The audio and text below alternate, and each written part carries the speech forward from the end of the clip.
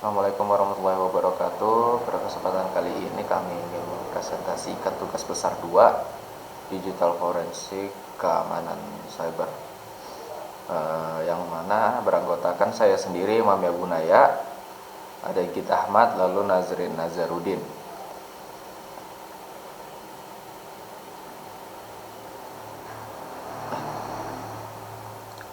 Forensik digital dilatar belakangi oleh perusahaan teknologi PT Maju Canggih Berdaya menduga ada dokumen riset rahasianya yang bocor ke pihak luar.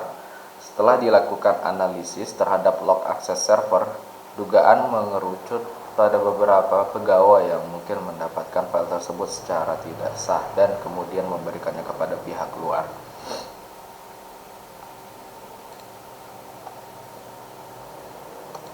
Barang bukti yang ditemukan yaitu chat log dari ponsel John dan flash disk milik John berukuran sekitar 2 GB.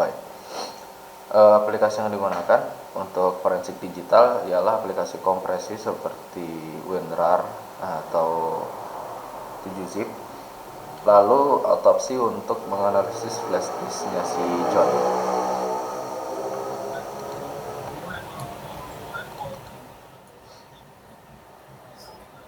Nah, berikut adalah beberapa proses yang sudah kita lakukan dalam forensik digital.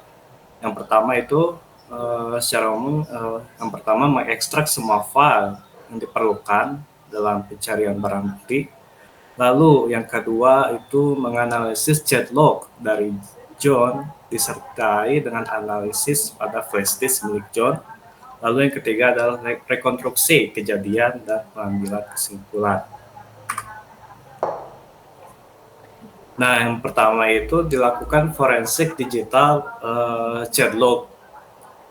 Nah, dari bukti chat log yang ada, terdapat beberapa informasi yang sangat penting yang kita bisa kita ketahui.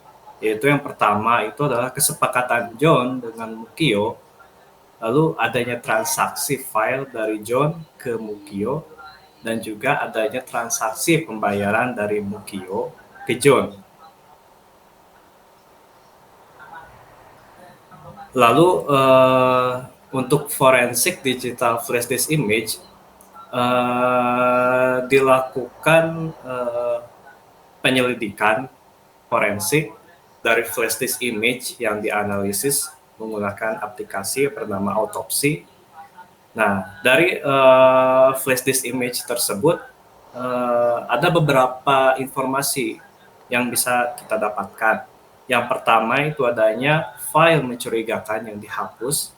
Lalu ada juga file tersebut itu berindikasi tentang pembayaran dan file yang dikirimkan oleh John ke Mukio.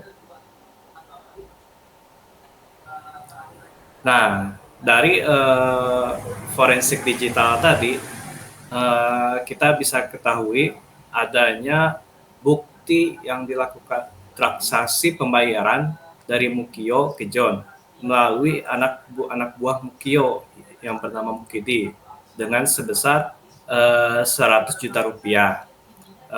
Di sini kita bisa dapat bukti transaksi dan juga kita bisa mengetahui dari chat log antara John dan juga Mukio. Lalu untuk selanjutnya, setelah John mendapatkan dokumen yang ada, lalu John itu mengirimkan dokumen tersebut ke Mukio. Lalu terdapat bukti transaksi senilai 400 juta dari Mukio ke John.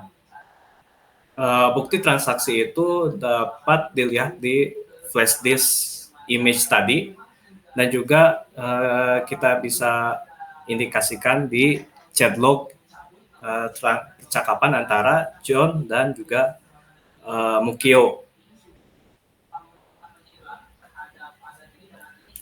Untuk selanjutnya ada beberapa pertanyaan penting. Yang pertama itu adalah apa isi dokumen rahasia yang bocor yang keluar dari perusahaan. Yang pertama itu dokumen rahasianya itu adalah dokumen desain kuantum prosesor.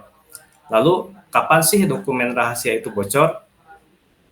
Pada tanggal 6 Desember tahun 2024. Lalu bagaimana caranya dokumen rahasia itu bocor keluar?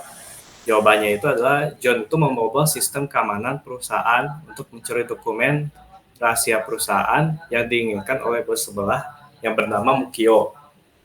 Lalu di mana tempat dokumen rahasia itu dapat diakses oleh orang luar? Nah, John itu menyimpan dokumen rahasia tersebut di Google Drive yang diproteksi oleh password dan hanya bisa diakses bagi orang yang mempunyai password. Lalu yang terakhir, siapa nama orang luar yang menginginkan dokumen rahasia tersebut? Itu adalah namanya Bos Kyo dengan anak buahnya Ukidi. Lalu selanjutnya untuk Git.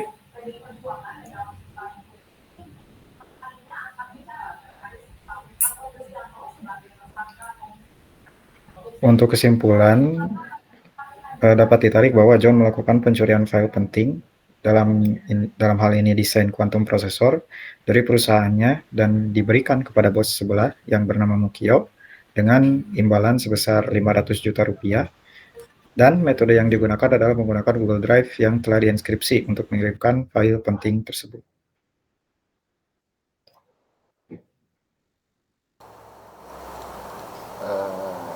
Terima kasih atas waktu memperhatikan presentasi kami. Apabila ada kekurangan dalam penyampaian, mohon maaf.